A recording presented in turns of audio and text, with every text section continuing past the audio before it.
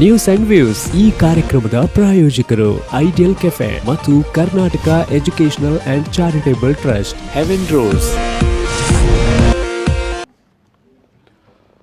ನಮಸ್ಕಾರ, ಇದು news and views. ಕರ್ನಾಟಕದ ಚಳವಳಿಯ ಹೋರಾಟದ ಚಳವಳಿಯ ಕಾರ್ಮಿಕ ಚಳವಳಿಯ ಬಹುದೊಡ್ಡ ತಿರುವತ್ತಾರೆ ಜೊತೆಗೆ ಬಹುದೊಡ್ಡ ನಾಯಕ ಮತ್ತು ಕಾರ್ಮಿಕರ ಕಣ್ಮಣಿಯಾಗಿದ್ದಂಥ ವಿ ಶ್ರೀರಾಮರೆಡ್ಡಿ ನಮ್ಮನ್ನು ಅಗಲಿದ್ದಾರೆ. ಕೋಲಾರದ ಬಾಗೇಪಳ್ಳಿ ಕ್ಷೇತ್ರವನ್ನು 2 ಬಾರಿ MLA ಆಗಿ ಪ್ರತಿನಿಧಿಸಿದವರು, ಕರ್ನಾಟಕದಲ್ಲಿ ಚಳವಳಿಯ ಒಬ್ಬ ಮುಂಚೂಣಿಯ ನಾಯಕರಾಗಿದ್ದವರು, ಜೊತೆಗೆ ಕಾರ್ಮಿಕ ಹೋರಾಟ ಮತ್ತು ಅನೇಕ ಕಾರ್ಮಿಕ ಬೇಡಿಕೆಗಳಿಗೆ ಸಂಬಂಧಪಟ್ಟ ಹಾಗೆ ಕರ್ನಾಟಕದಲ್ಲಿ ಶಾಸನಗಳು ಅಥವಾ ನೀತಿ ನಿರೂಪಣೆಗಳು ಅದು ಬದಲಾಗಲಿಕ್ಕೆ ಕಾರಣಕರ್ತರಾದಂಥ ಒಬ್ಬ ಮುಂಚೂಣಿಯ ಕಾರ್ಮಿಕ ನಾಯಕ, ಚಳವಳಿಯ ಒಬ್ಬ ಹಿರಿಯ ನಾಯಕ, ಅವಿರತ ಚಳವಳಿಯಲ್ಲೇ ತನ್ನ ಇಡೀ ಬದುಕನ್ನು ಕಟ್ಟಿಕೊಟ್ಟಂಥ ವಿ ಶ್ರೀರಾಮರೆಡ್ಡಿಯವರು ಇವತ್ತು ಹೃದಯಾಘಾತದಿಂದ ನಿಧನರಾಗಿದ್ದಾರೆ. ನಾನು ಶ್ರೀರಾಮರೆಡ್ಡಿಯವರ ಬಗ್ಗೆ, ಅವರ ನಿಕಟವರ್ತಿಗಳು, ಜೊತೆಗೆ ಅವರನ್ನು ಕಂಡಂಥ ಮಾಧ್ಯಮದ ಪ್ರತಿನಿಧಿಗಳು, ಪತ್ರಕರ್ತರು, ಜೊತೆಗೆ ಚಳವಳಿಯ ಅವರ ಸಂಗಾತಿಗಳು, ಅವರ ಜೊತೆಗೆ ಮಾತಾಡಲಿಕ್ಕಿದ್ದೇನೆ. ಈಗ ನಮ್ಮ ಜೊತೆಗೆ ಹಿರಿಯ ಪತ್ರಕರ್ತರಾಗಿರುವಂಥ ಬೆಂಗಳೂರಿನಿಂದ ನಂಜುಂಡಪ್ಪ ಅವರ ಜೊತೆಗೆ ನೇರ ಸಂಪರ್ಕದಲ್ಲಿದ್ದಾರೆ. ಸರ್, ನಮಸ್ಕಾರ ಸರ್. ನಮಸ್ತೆ ಸರ್. ಎಸ್, ಶ್ರೀರಾಮರೆಡ್ಡಿ ಅಂತ ಒಬ್ಬ ಕಾರ್ಮಿಕ ನಾಯಕ, ಚಳವಳಿಯ ಒಬ್ಬ ನೇತಾರ ಇವತ್ತು ಅಗಲಿದ್ದಾರೆ ನಮ್ಮನ್ನು. ಎಸ್, ಈ ಸಂದರ್ಭದಲ್ಲಿ ಒಬ್ಬ MLA ಆಗಿ, ಒಬ್ಬ ಬಾಗೇಪಳ್ಳಿ ಕ್ಷೇತ್ರದ ಶಾಸಕನಾಗಿ ಅವರು ಮಾಡಿದ್ದಂಥ ಕೆಲಸಗಳು ಮತ್ತು ಅದಕ್ಕಿಂತ ಹೆಚ್ಚಾಗಿ ವಿಧಾನ ಮಂಡಲದಲ್ಲಿ ಅವರು ಮಾತಾಡ್ತಾ ಇದ್ದ ವೈಖರಿಯ ಬಗ್ಗೆ ಏನನ್ನು ನೀವು ನೆನಪು ಮಾಡಲಿಕ್ಕೆ ಇಷ್ಟಪಡ್ತೀರಿ ಸರ್? ನಾನು ಅವ್ರ 2 ಅವಧಿಯಲ್ಲೂ MLA ಆಗಿದ್ದ ಸಂದರ್ಭದಲ್ಲಿ ನಾನು ವಿಧಾನಸಭೆ ಕಲಾಪನ ನಾನು ವರದಿ ಮಾಡಿದ್ದೇನೆ. ಓಕೆ. ಅತ್ಯಂತ ಸರಳ, ನೇರ, ನಿಷ್ಠುರ ವ್ಯಕ್ತಿತ್ವ ಅವ್ರದ್ದು. ಒಂದು ನಾವು ನೋಡುವಂತದ್ದಂದ್ರೆ ಆ ಒಂದು ಯುಗ ನಂತರ ಈ ಕಾರ್ಮಿಕ ನಾಯಕರು ಯಾರು ನಮ್ಮ ವಿಧಾನಸಭೆಯನ್ನ ಪ್ರವೇಶ ಮಾಡಿಲ್ಲ. ಹೌದು. ಕಾರ್ಮಿಕರ ಬಗ್ಗೆ ಬರೆಯುವಂತಹ ಪತ್ರಕರ್ತರು ಕೂಡ ಈಗಿಲ್ಲ. ಹೌದು. ಆಯ್ತಾ? ಕಾರ್ಮಿಕರ ಸಮಸ್ಯೆಗಳನ್ನ ಪರಿಣಾಮಕಾರಿಗೆ ಬೆಳಕು ಚೆಲ್ಲುವಂತ ಒಂದು ವ್ಯವಸ್ಥೆನೂ ಕೂಡ ಈಗ ಇಲ್ಲದೆ ಇರುವಂತ ದುಸ್ಥಿತಿಯಲ್ಲಿ ನಾವಿದ್ದೇವೆ. ಹೌದು. ಅವರಿಗೆ ಕಾರ್ಮಿಕರಷ್ಟೇ ಅಲ್ಲ, ಶ್ರಮಿಕರ ಬಗ್ಗೆ ಅತ್ಯಂತ ಪ್ರೀತಿ, ಕಾಳಜಿ ಮತ್ತೆ ಅವರ ಸಮಸ್ಯೆಗಳನ್ನ ಬಗೆಹರಿಸಬೇಕು ಅನ್ನುವಂಥದ್ದೇ ಅವರ ಪರಮ ಧ್ಯೇಯ ಆಗಿತ್ತು. ಅವ್ರು ಯಾವತ್ತೂ ಶ್ರಮಶಕ್ತಿಯ ಪರವಾಗಿನೇನೆ, ಹೌದು, ಅದೆಂತಹ ಪರಿಸ್ಥಿತಿ ಆದ್ರೂ ಬಂಡವಾಳಶಾಹಿಗಳ ವಿರುದ್ಧ ಶ್ರಮಶಕ್ತಿಯ ಪರವಾಗಿ ಅವ್ರು ಯಾವಾಗ್ಲೂ ಧ್ವನಿ ಎತ್ತಾ ಇದ್ರು. ಜನಸಾಮಾನ್ಯರು, ಬಡವರು, ಅದರಲ್ಲೂ ಪ್ರಮುಖವಾಗಿ ಗ್ರಾಮೀಣ ಪ್ರದೇಶದ ಜನರ ಬಗ್ಗೆ ಅವ್ರಿಗೆ ವಿಶೇಷವಾದ ಕಾಳಜಿ ಇತ್ತು. ಆಮೇಲೆ ಒಂದು ನಾವು ನೋಡುವಂತದ್ದು, ಅವರ ಆಯ್ಕೆಯಾದ ಸಂದರ್ಭದಲ್ಲಿ ವಿಧಾನಸಭೆಯ ಕಲಾಪಗಳು ಅತ್ಯಂತ ವೈಭವದಿಂದ ಕೂಡಿರ್ತಾ ಇತ್ತು. ಯಾಕೆ ಅಂತಂದ್ರೆ ಅವರು ಮಂಡಿಸ್ತಾ ಇದ್ದಂತಹ ವಿಚಾರಗಳು ಯಾವುದೂ ಉತ್ಪ್ರೇಕ್ಷೆ ಅಲ್ಲ, ಎಲ್ಲವೂ ಜನರ ಎದುರಿಸ್ತಾ ಇರುವಂತ ಜನರ ಸಮಸ್ಯೆಗಳಿಗೆ, ಜನರ ನೋವಿಗೆ ಅವರು ದನಿಯಾಗ್ತಾ ಇದ್ರು. ಜನರ ಏನೇನ್ ಸಮಸ್ಯೆಗಳು ಎದುರಿಸ್ತಾ ಇದ್ದಾರೆ ಅಂತ. ಮತ್ತೆ ಕಾರ್ಮಿಕರ ಶಕ್ತಿ, ಕಾರ್ಮಿಕರ ಮಹತ್ವ, ಅದನ್ನ ಪರಿಣಾಮಕಾರಿಯಾಗಿ ಅವರು ಪ್ರತಿಬಿಂಬಿಸ್ತಾ ಇದ್ರು. ಯಾಕೆಂದ್ರೆ ರಾಷ್ಟ್ರ ನಿರ್ಮಾಪಕರೇ ಕಾರ್ಮಿಕರು ಅನ್ನುವಂಥದ್ದು. ಅವ್ರು ಯಾವಾಗ್ಲೂ ಒಂದ್ ಮಾತು ಹೇಳ್ತಾ ಇರೋರು, ಏನಂತಂದ್ರೆ ಕಾರ್ಮಿಕರು ಅಂತಂದ್ರೆ ಯಾರು? ಮನೆ ಕಟ್ಟುವಂತವ್ರು, ಗಾರೆ ಕೆಲಸ ಮಾಡುವಂತವ್ರು, ಇವರೆಲ್ಲರೂ ಇಂಜಿನಿಯರ್ ಅಂತ ಹೇಳ್ತಾ ಇರೋರು. ಇವರು ಬರೀ ಗಾರೆ ಕೆಲಸ ಮಾಡುವಂತ ವ್ಯಕ್ತಿ ಅಲ್ಲ, ಅಥವಾ ಮನೆ ಕಟ್ಟೋ ಒಬ್ಬ ಕೂಲಿ ಕಾರ್ಮಿಕ ಅಲ್ಲ, ಒಬ್ಬ ಇಂಜಿನಿಯರ್ ಇರುವಷ್ಟು ಕೌಶಲ್ಯನ ಅವರು ಹೊಂದಿದ್ದಾರೆ. ಅಂತಹ ಒಂದು ಇವ್ರದ್ದು ನಮ್ಮ ದೇಶಕ್ಕೆ ಇವರು ಮೌಲ್ಯಯುತ ವ್ಯಕ್ತಿಗಳು ಅನ್ನುವಂಥದ್ದನ್ನ ಅವರು ಸದಾಕಾಲ ಪ್ರತಿಪಾದಿಸ್ತಾ ಇದ್ರು. ಅವರು ಅಂದ್ರೆ ಆ ಕಾರ್ಮಿಕರ ಶಕ್ತಿಯ ಬಗ್ಗೆ, ಅವರ ಕೊಡುಗೆ ಬಗ್ಗೆ, ಅವ್ರ ದೇಶಕ್ಕೆ ನೀಡಿರುವಂತಹ ಒಂದು ಸಾಧನೆಯ ಬಗ್ಗೆ ಮೌಲ್ಯಮಾಪನ ಆಗ್ಬೇಕು ಅನ್ನುವಂಥದ್ದನ್ನು ಕೂಡ ಅವ್ರು ಹೇಳ್ತಾ ಇದ್ರು ಅವಾಗ. ಅವರನ್ನ ನಾವು ತುಂಬಾ ನಿರ್ಲಕ್ಷ್ಯ ಮಾಡ್ತಾ ಇದ್ದೀರಿ, ಅವ್ರ ನಿರ್ಲಕ್ಷ್ಯ ಮಾಡಿದ್ರೆ ರಾಷ್ಟ್ರ ಕಟ್ಟೋದಕ್ಕೆ ಸಾಧ್ಯ ಇಲ್ಲ ಅನ್ನುವಂತ ಒಂದು ಕಳಕಳೀಯವಾಗಿ ಅವರು ಸದನದಲ್ಲಿ ವಿಚಾರಗಳನ್ನ ಮಂಡಿಸ್ತಾ ಇದ್ರು. ಒಂದು ಏನಂತಂದ್ರೆ ಅವರು ಚುನಾವಣೆಯಲ್ಲಿ ಅವ್ರ ಕ್ಷೇತ್ರದ ಸಮಸ್ಯೆಗಳಿಗೆ ಪರಿಣಾಮಕಾರಿಗೆ ಸ್ಪಂದಿಸಿ ಸಾಕಷ್ಟು ಯೋಜನೆಗಳನ್ನ ತಗೊಂಡ್ಬಂದ್ರು. ಸರಿ. ಆದ್ರೂ ಕೂಡ ಅವರು ಚುನಾವಣೆಯಲ್ಲಿ ಸೋಲು ಅನುಭವಿಸ್ಬೇಕಾಯ್ತು. ಅವ್ರು ಗೆದ್ದಿದ್ದು ಒಂದು ಪವಾಡ ಅಂತಂದ್ರೆ ಅವರ ಹೋರಾಟ ಮತ್ತೆ ಅವ್ರ ಬದ್ಧತೆಯಿಂದ ಅವ್ರ ಗೆಲುವು ಸಿಕ್ತು. ಈಗ ನಮ್ಮ ಕರಾವಳಿ ವೀರಪ್ಪ ಮೊಯ್ಲಿ ಅವರ ಶಿಷ್ಯ ಸಂಪಂಗಿ ಅಂತ ಅವರು ಇವ್ರನ್ನ ಸೋಲ್ಸಿದ್ರು. ಚುನಾವಣೆಯಲ್ಲಿ ಸೋಲು ಗೆಲುವು ಸಹಜ, ಖಂಡಿತ.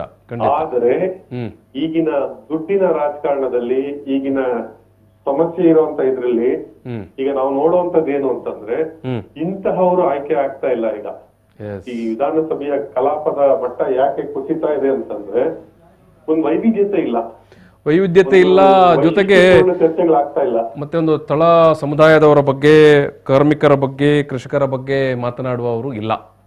ಈಗ ಯಾರು ಮಾತಾಡ್ತಾರೆ? ಈಗ ನಮ್ ಊರ್ಗೇನೋ ಬೇಕು, ಯಾರೋ ಬೆಮ್ಮೆಲೆ ನಮ್ ಕಾನ್ಸ್ಟಿಟ್ಯೂನ್ಸಿಗೇನೋ ಬೇಕು, ರಸ್ತೆ ಬೇಕು, ನೀರ್ ಬೇಕು, ಅದ್ ಬೇಕು ಇದ್ ಬೇಕು ಅಂತ ಬೇಕುಗಳ ಒಂದು ಸರಮಾಲೆಯನ್ನ ಕೇಳ್ತಾ ಇದ್ದಾರೆ ಅಷ್ಟೇ ಹೊರತು ನಮ್ಮ ಕ್ಷೇತ್ರದಲ್ಲಿ ಕಾರ್ಮಿಕರ ಪರಿಸ್ಥಿತಿ ಈ ರೀತಿ ಇದೆ, ಕಾರ್ಮಿಕರ ಸ್ಥಿತಿಗತಿ ಈ ರೀತಿ ಇದೆ, ಸೊ ಅವ್ರಿಗೆ ಯಾವ ರೀತಿ ನಾವು ನೆರವಾಗ್ಬೇಕು, ಯಾವ ರೀತಿ ಸ್ಪಂದಿಸ್ಬೇಕು ಅನ್ನುವಂಥದ್ದನ್ನ ಹೇಳುವಂತವ್ರು ಇಲ್ಲ.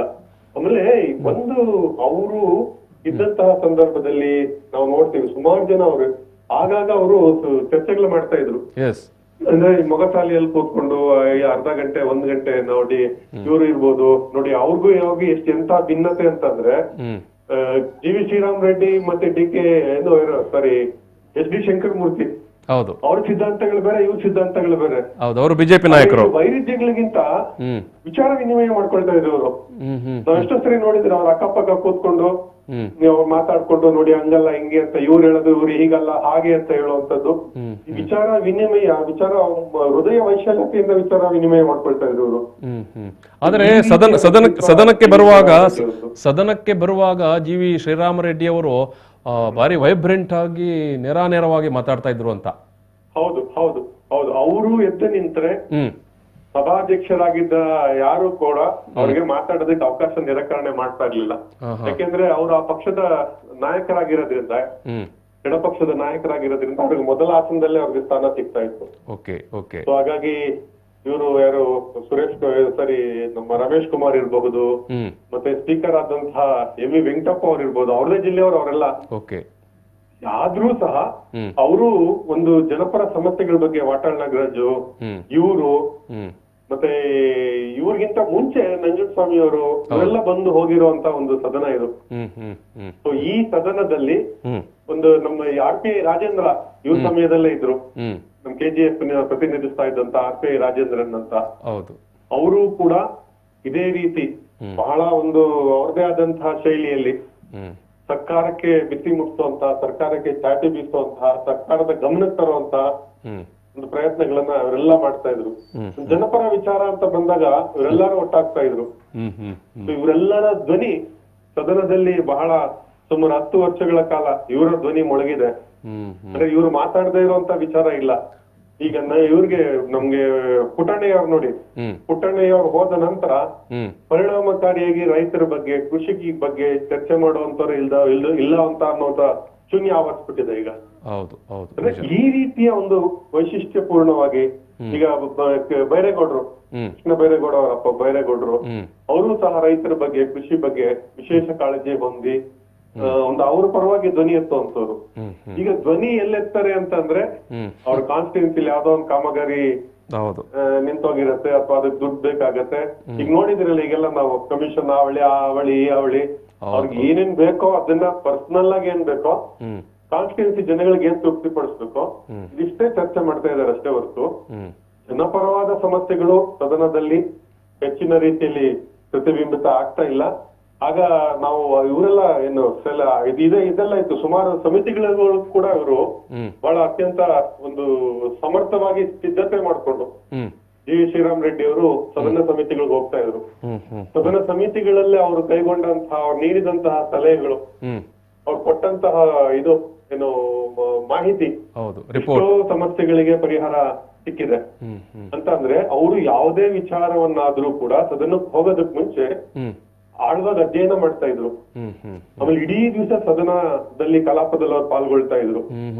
ಎಲ್ಲೂ ಕೂಡ ಏನಾದ್ರೂ ಲೋಪ ಆಯ್ತು ಅಂತಂದ್ರೆ ತಕ್ಷಣವೇ ಅವ್ರ ಎದ್ದು ನಿಂತು ಮಧ್ಯ ಪ್ರವೇಶಿಸಿ ಸರ್ಕಾರದ ಗಮನ ಸೆಳೆಯುವಂತಹ ಒಂದು ಪ್ರಯತ್ನ ಅವರು ಮಾಡ್ತಾ ಇದ್ರು. ಅಂತವರು ನಿಜವಾದ ಸಂಸದೀಯ ಪಟುಗಳು. ಯಾಕೆ ಅಂತಂದ್ರೆ ಅವ್ರಿಗೆ ತಳಮಟ್ಟದ ಒಂದು ಜನ ಸಮುದಾಯ, ಶ್ರಮಿಕ ವರ್ಗ ಇವರೆಲ್ಲರಿಗೂ ಕೂಡ ಅವರು ಒಂದ್ ರೀತಿ ಏನಂತ ಅಂದ್ರೆ ಅವರು ದೈವಿ ಸ್ವರೂಪದಲ್ಲಿ ಇದ್ದಂತಹ ವ್ಯಕ್ತಿ ಅಂತ ಹೇಳಿದ್ರೆ ಅದೇನು ನನ್ನ ಪ್ರಕಾರ ತಪ್ಪು ಅಂತ ಅನ್ಸಲ್ಲ. ಅಂತಹ ಶ್ರಮಶಕ್ತಿಯನ್ನ ರಕ್ಷಣೆ ಮಾಡೋದಕ್ಕೆ ಇವರು ತಮ್ಮದೇ ಆದ ರೀತಿಯಲ್ಲಿ ಸಾಕಷ್ಟು ಕೊಡುಗೆಯನ್ನ ಕೊಟ್ಟಿದ್ದಾರೆ.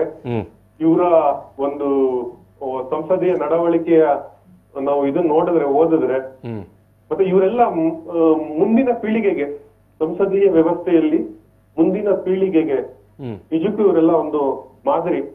ಇಂತಹ ಒಬ್ಬ ಶ್ರಮಶಕ್ತಿ, ಶ್ರಮದ ಪರವಾಗಿರುವಂತ ಒಬ್ಬ ಸಂಸದೀಯ ಪಟು, ಮತ್ತೆ ಒಬ್ಬ ಶಾಸಕ, ಮತ್ತೆ ಈ ಒಬ್ಬ ನಾಯಕ, ರಾಜ್ಯದ ಒಬ್ಬ ಪ್ರಮುಖ ನಾಯಕ, ಎಡಪಕ್ಷದ ಪ್ರಮುಖ ನಾಯಕ, ಇವರ ಚಿಂತನೆಗಳು ಮತ್ತೆ ಇವರು ಕೊಡುಗೆ ಬಗ್ಗೆ ಮುಂದಿನ ಪೀಳಿಗೆಗೆ ತಿಳಿಸ್ಕೊಡುವಂತ ಒಂದು ಪ್ರಯತ್ನ ಆಗ್ಬೇಕು. ಈಗ ಶಾಸಕರು ಹೊಸದಾಗಿ ಆಯ್ಕೆಯಾಗಿ ಬರ್ತಾರೆ, ಅಂತವರಿಗೆ ಇವರು ಯಾವ ರೀತಿ ಸದನದಲ್ಲಿ ಅಧಿಕಾರಯುತವಾಗಿ ಮಾತಾಡ್ತಾ ಇದ್ರು, ಹೇಗೆ ಇವರು ವಿಷಯಗಳನ್ನ ಮಂಡನೆ ಮಾಡ್ತಾ ಇದ್ರು, ಹೇಗೆ ಸರ್ಕಾರದ ಕಣ್ ತೆರೆಸ್ತಾ ಇದ್ರು, ಸಮಸ್ಯೆಗಳಿಗೆ ಪರಿಹಾರ ಹುಡುಕುವಂತ ನಿಟ್ಟಿನಲ್ಲಿ ಅವ್ರು ಮಾಡ್ತಾ ಇದ್ದಂತ ಪ್ರಯತ್ನಗಳು, ಮತ್ತೆ ಒಬ್ಬ ಅತ್ಯುತ್ತಮ ಸಂಸದೀಯ ಪಟು ಆಗ್ಬೇಕಾದ್ರೆ ಇವ್ರು ಹೇಗೆ ಅದನ್ನ ತಯಾರಾಗ್ತಾ ಇದ್ರು, ಸಿದ್ಧತೆ ನಡೆಸ್ತಾ ಇದ್ರು, ಈ ಎಲ್ಲ ವಿಚಾರಗಳ ಬಗ್ಗೆ ನಾವು ತಿಳಿಸ್ಕೊಡುವಂತ ಮುಂದಿನ ಶಾಸಕರಿಗೆ, ಮುಂದೆ ಹೊಸದಾಗಿ ಆಯ್ಕೆ ಆಗುವಂತವ್ರಿಗೆ ತಿಳಿಸ್ಕೊಡ್ಬೇಕು. ಇವರೆಲ್ಲ ಮಾದರಿಗಳು. ಇವ್ರನ್ನ ಒಂದು ರೀತಿ ಒಂದು ಆಯಾಮ ಇವ್ರದ್ದು, ಶ್ರೀರಾಮ ರೆಡ್ಡಿ ಅವ್ರದ್ದು. ಕಾರ್ಮಿಕರು, ಶ್ರಮಿಕ ವರ್ಗ, ಇವ್ರ ಬಗ್ಗೆ ಇವ್ರದ್ದು ಯಾವ ರೀತಿ ವಿಶೇಷತೆ ಇತ್ತು ಅನ್ನುವಂಥದ್ದು. ಮತ್ತೆ ಬೇರೆ ಬೇರೆ ಇವ್ರಿಗೆ ನಮ್ಮ ಪುಟ್ಟಣ್ಣ ಎಂದು ರೈತರ ಬಗ್ಗೆ, ಮತ್ತೆ ಈ ಕಡೆದಾಳ ಇವರು ಕಡೆದಾಳ ಮಂಜಪ್ಪ ಅವ್ರದ್ದೊಂದು ರೀತಿ ಒಂದು ರೀತಿ ಆದ್ರೆ, ಎ ಕೆ ಸುಬ್ಬಯ್ಯ ಅವ್ರು ಇನ್ನೊಂದು ರೀತಿ ನಮ್ಗೆ ಮಾದರಿ ಆಗ್ತಾರೆ. ಈ ರೀತಿ MC ನಾಣಯ್ಯ ಬಹಳ ಅತ್ಯುತ್ತಮವಾದ ಸಂಸದೀಯ ಪಟು, ಅವರು ಕೂಡ ನಮ್ಗೆ ಒಂದ್ ರೀತಿಯಲ್ಲಿ ಅಂದ್ರೆ ಈ ಸಂಸದೀಯ ವ್ಯವಸ್ಥೆಯಲ್ಲಿ ಅವರು ಕೂಡ ಒಂದ್ ರೀತಿ ಧ್ರುವತಾರಣ್ಯ, ಅವರು ಕೂಡ ಒಂದ್ ಮಾದರಿ ಆಗ್ತಾರೆ.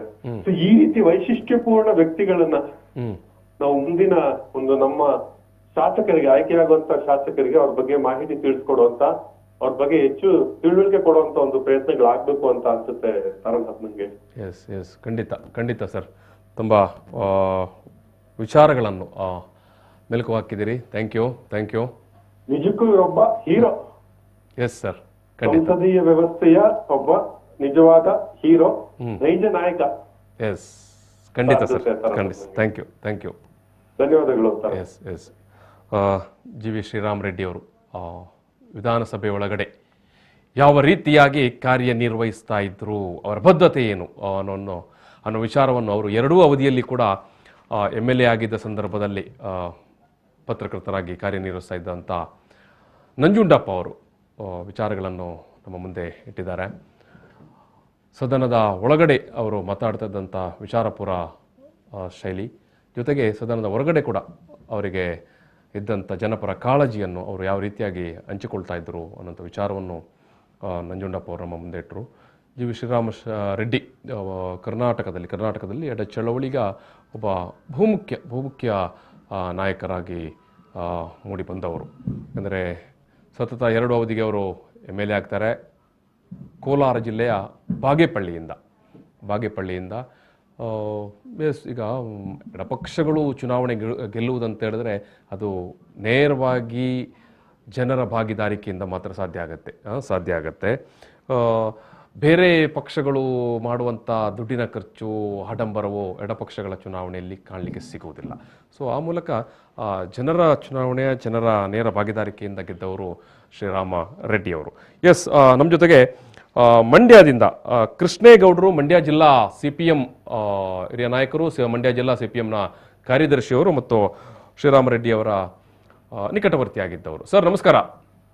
ಸರ್ ನಮಸ್ಕಾರ. ಎಸ್, ಶ್ರೀರಾಮ ರೆಡ್ಡಿ ಅವರನ್ನು ಈ ಸಂದರ್ಭದಲ್ಲಿ ತಾವು ಯಾವ ರೀತಿಯಾಗಿ ನೆನಪು ಮಾಡಿಕೊಳ್ತೀರಿ ಸರ್? ಶ್ರೀರಾಮ್ ರೆಡ್ಡಿ ಅವರ ಸಾವು ಕರ್ನಾಟಕ ರಾಜ್ಯದ ಒಂದು ಪ್ರಜಾಸತ್ತಾತ್ಮಕ ಚಳುವಳಿಗಾದ ಬಹಳ ದೊಡ್ಡ ನಷ್ಟ. ಯಾಕೆಂತ ಹೇಳಿದ್ರೆ ಅವರು CPIM ಪಕ್ಷದಲ್ಲಿದ್ದಾಗ್ಲೂ, CPIM ಪಕ್ಷದ ಆಚೆ ಇದ್ದಾಗ್ಲೂ ಕರ್ನಾಟಕ ರಾಜ್ಯದ ದುಡಿಯುವ ಜನ, ದಲಿತರು ಮತ್ತು ಎಲ್ಲ ರೀತಿಯ ನೊಂದವರ ಪರವಾದ ಧ್ವನಿಯಾಗಿ ಇದ್ರು. ಹಾಗಾಗಿ ಅವರ ಸಾವು ಏನಿದೆ ಅದು ಕರ್ನಾಟಕ ರಾಜ್ಯದ ಒಟ್ಟಾರೆ ಪ್ರಜಾಸತ್ತಾತ್ಮಕ ಮತ್ತು ಪ್ರಗತಿಪರ ಚಳುವಳಿಗಾಗಿರ್ತಕ್ಕಂಥ ನಷ್ಟ. ಅವ್ರಿನ್ನೂ ಬದುಕಿರ್ಬೇಕಿತ್ತು, ಮತ್ತೆ ಪ್ರಜಾಸತ್ತಾತ್ಮಕ ಚಳುವಳಿಗಳಿಗೆ, ಜನರ ಚಳುವಳಿಗಳಿಗೆ ನಾಯಕತ್ವವನ್ನು ಕೊಡಬೇಕಿತ್ತು. ಆದ್ರಿಂದ ಅವ್ರ ಸಾವು ಒಂದು ಚಳುವಳಿಗಳ ಪಾಲಿಗೆ ಆಗಿರ್ತಕ್ಕಂಥ ದೊಡ್ಡ ನಷ್ಟ ಅನ್ನೋದು ನನ್ನ ಅಭಿಪ್ರಾಯ. ಸರ್, ಜೊತೆಗೆ ಅವರ ಹೋರಾಟದ ದಿನಗಳನ್ನು ಯಾವುದಾದರೂ ತಾವು ನೆನಪು ಮಾಡಿಕೊಳ್ಬಹುದಾ?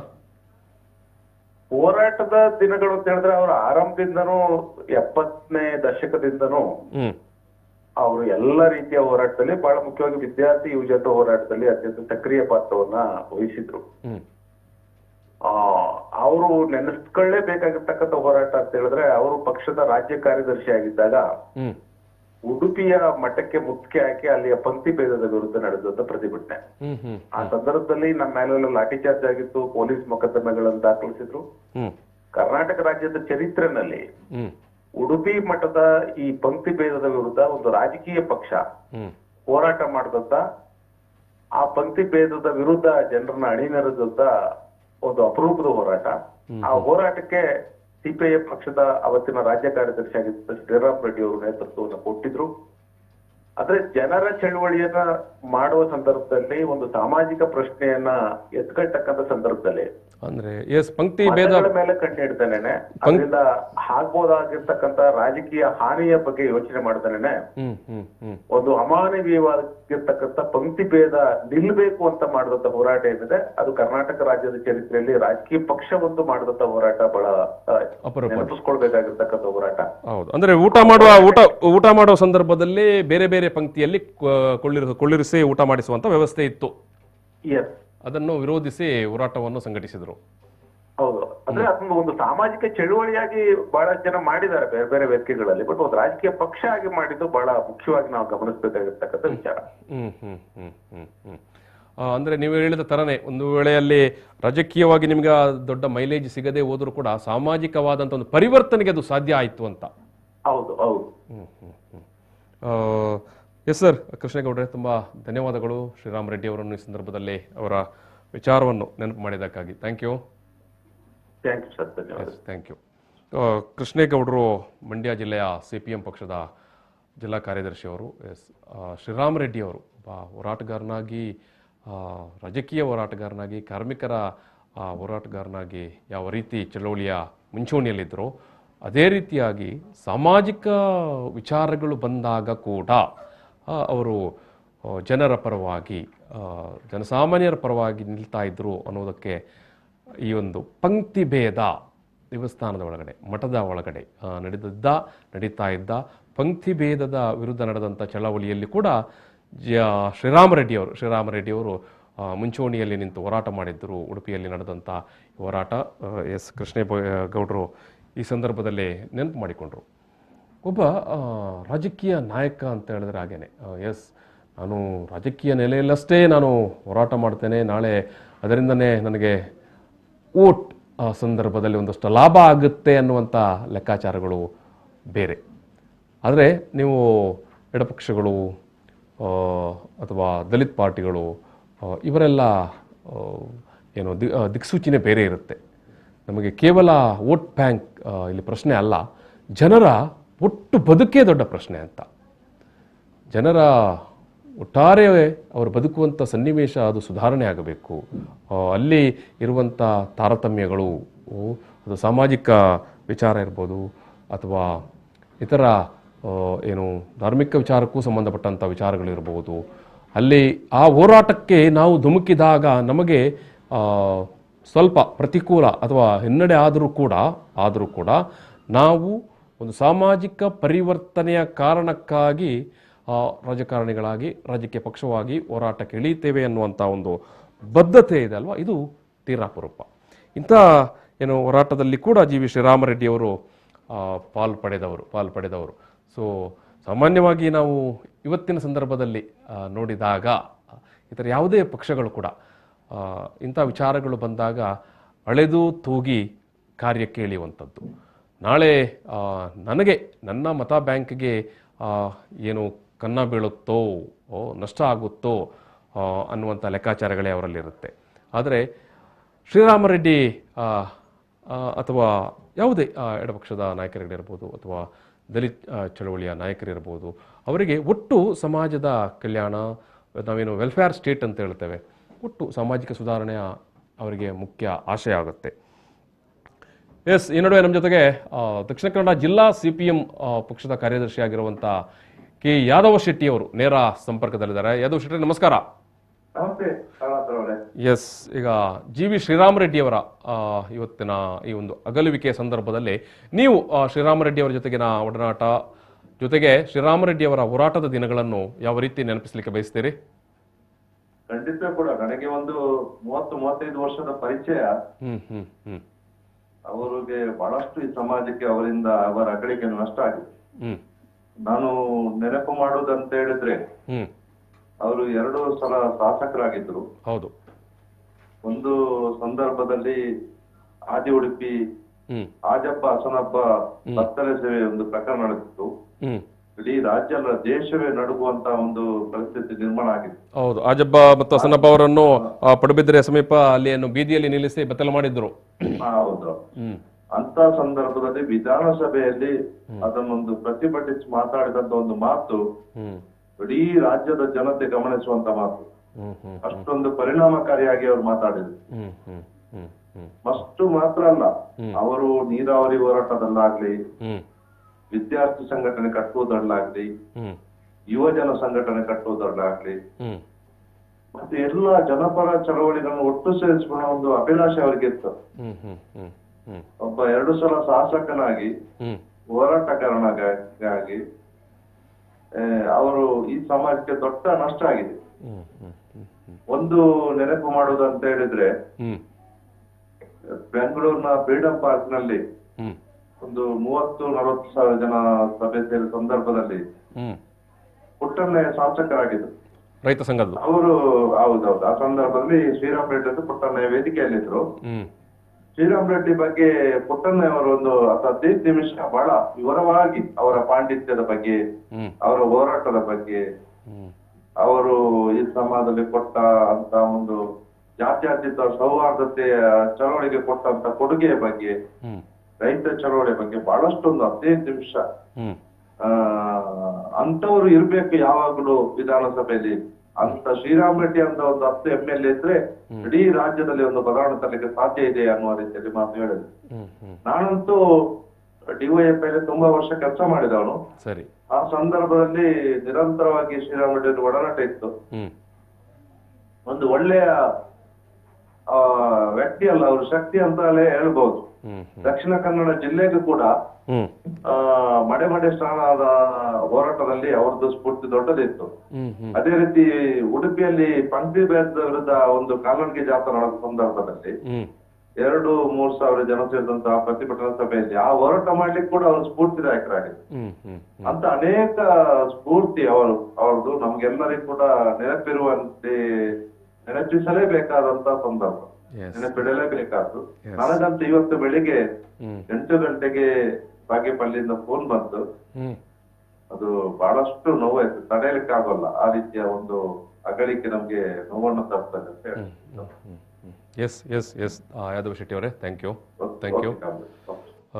ಎಸ್, ಕರ್ನಾಟಕದ ಬಾಗೇಪಲ್ಲಿ, ಕೋಲಾರ ಜಿಲ್ಲೆಯ ಬಾಗೇಪಳ್ಳಿಯ ಕ್ಷೇತ್ರದ ಒಬ್ಬ MLA ಇಡೀ ಕರ್ನಾಟಕದ ಆದ್ಯಂತ ಆವರಿಸಿಕೊಳ್ತಾರೆ. ಕಾರ್ಮಿಕರ ನಡುವೆ, ಚಳುವಳಿಗಾರರ ನಡುವೆ, ಹೋರಾಟಗಾರರ ನಡುವೆ, ಎಡಪಂಥೀಯ ಚಿಂತನಗಾರರ ನಡುವೆ, ಎಡಪಂಥೀಯ ಹೋರಾಟಗಾರರ ನಡುವೆ ಒಬ್ಬ ಕೋಲಾರದಂಥ ಒಂದು ಸಾಧಾರಣ ಮಟ್ಟದ ಒಂದು ಅಥವಾ ತಕ್ಕ ಮಟ್ಟಿಗೆ ನಾವು ಹಿಂದುಳಿದಿರುವಂಥ ಒಂದು ಕ್ಷೇತ್ರ ಅಂತ, ಜಿಲ್ಲೆ ಅಂತ ಹೇಳ್ತೇವೆ.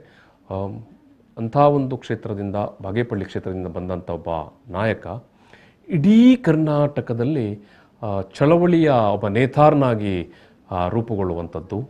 ಅವರು MLA ಆಗೋದಕ್ಕಿಂತ ಮೊದಲೇ ಅವರು ಚಳವಳಿಯ ಭಾಗ ಮತ್ತು ಚಳವಳಿಯ ನೇತಾರಿಕೆಯನ್ನು ವಹಿಸಿದವರು ಅಂತ ಒಬ್ಬ ನಾಯಕ 2 ಅವಧಿಗೆ MLA ಆಗ್ತಾರೆ.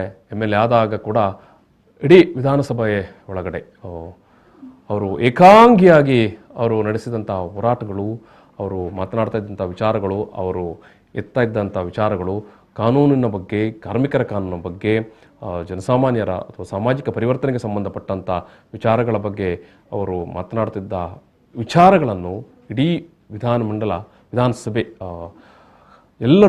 ಎಲ್ಲರೂ ಭಾರಿ ತದೇಕಚಿತ್ತದಿಂದ ಕೇಳ್ತಾ ಇದ್ದರು. ಎಸ್, ನಾನು ಕರ್ನಾಟಕದ ಎಡಚಳವಳಿಯ ಒಬ್ಬ ಹೋರಾಟಗಾರ, ಜೊತೆಗೆ ಮಾಜಿ MLA ಬಾಗೇಪಲ್ಲಿ ಕ್ಷೇತ್ರದ್ದು, ಕಾರ್ಮಿಕರ ನೇತಾರ GV ಶ್ರೀರಾಮರೆಡ್ಡಿ ಅವರಿಗೆ ಅವರ ಈ ಒಂದು ವಿದಾಯದ ಸಂದರ್ಭದಲ್ಲಿ ಇವತ್ತು ಅನೇಕ ಮಂದಿ ಅವರನ್ನು ನೆನಪು ಮಾಡಿಕೊಂಡರು. ಎಲ್ಲರಿಗೂ ನಾನು ಧನ್ಯವಾದವನ್ನು ಹೇಳ್ತಾ ಈ ಮಾತುಕತೆಯಲ್ಲಿ ಸಮಾಪನ ಮಾಡ್ತೇನೆ. Thank you.